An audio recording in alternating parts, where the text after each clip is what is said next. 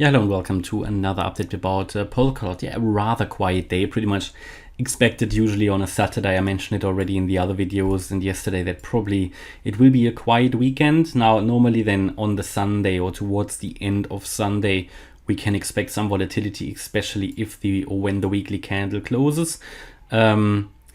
Yeah, I mean, this is currently working out pretty much in line with expectations, going according to the roadmap here, this A, B, C, D, E pattern. I think yesterday when I made the video, I would need to double check. I think we were up here or already on the way down, and we expected here the wave D possibly to end already. What the wave D is not allowed to do in a triangle is to cross below the wave B low, which would be at 858. If that happens, it is a strong indication that the triangle has already ended, or it is something different than a triangle, for example, an impulsive wave already unfolding to the downside.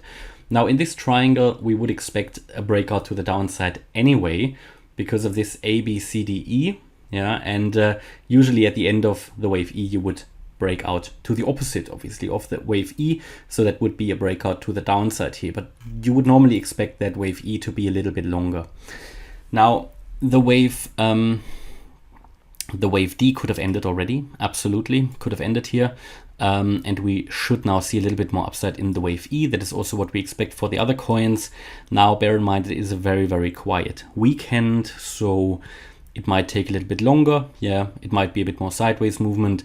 And I still would expect here a little bit more upside, but then at some point here to break the D wave, which is at $9.17. And then that would already be a first confirmation that the wave E has ended. But yeah, we would expect a little bit more upside. And then the wave B low at 858. And if we break, or as soon as we break 858, then we will probably go down fairly quickly to the low of the 12th of May, which was at $7.20. And from here, then we have finally the possibility to make a lower low. This is still what I expect for Polkadot. After we have here, when the wave E finished also the wave 4. So it's a 3, 4, 5, yeah, where we would end the overall correction and would be able to turn around and go back to new all-time highs. Now, when is the triangle invalidated to the upside? Should we move in this wave E, what I have labeled as wave E, should that go above the high of the wave C, which would be at $10.82? If this happens, then we will have to consider a different pattern. It would then probably just be an extended correction in a wave 4, and this would, with the highest likelihood, land in this area. This is the alternative.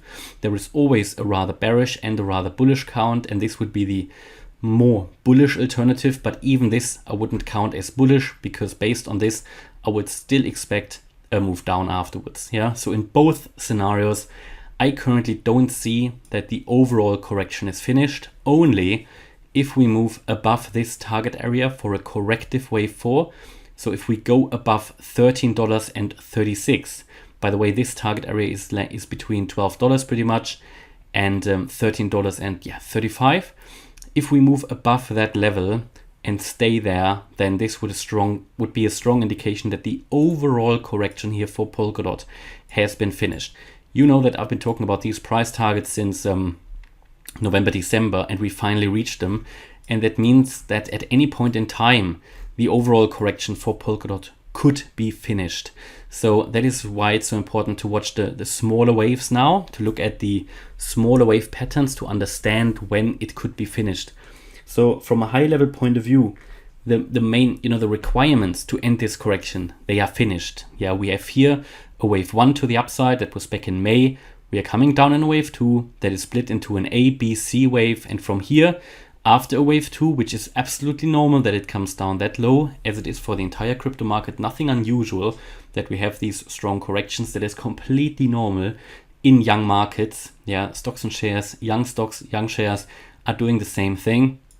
Just look at the tech stocks at the moment.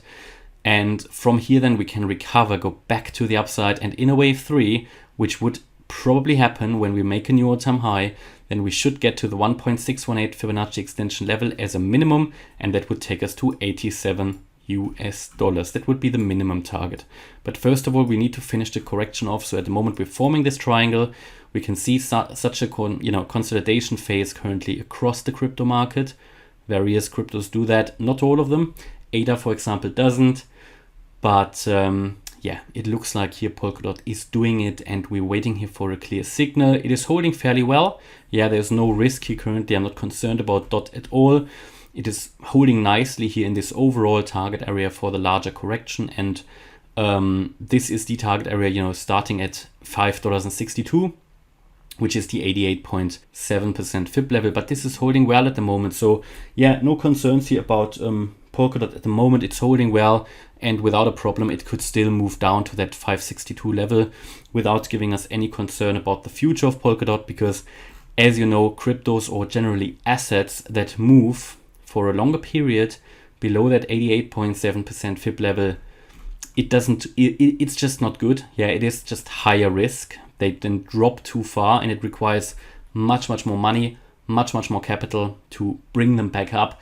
And it just isn't great for the overall sentiment. So here very clearly, you know, I gave you the key support levels, gave you the resistance levels, and we just need to be a bit patient. Primary expectation is down, also due to these engulfing red candles that we've seen here. There was one yesterday on the daily chart that closed as an engulfing red candle, and we are sort of also in the lower range here currently of this overall triangle. And yeah, would expect actually quite shortly here a breakout to the downside. But of course, you know, this is not guaranteed. Therefore, I gave you the alternative outcome, which would be slightly more bullish, where we would see a little bit of an extended rally to the upside, and the way forward then finish with the highest likelihood in this target area. Before then, however, as I said, we would turn back to the downside. Yeah, and this is currently here my view about Polkadot. Hopefully you liked the update. If you did, please hit the like button, leave a comment and subscribe. And if you really like the content, then check out the channel membership. Thanks a lot for watching. Bye bye.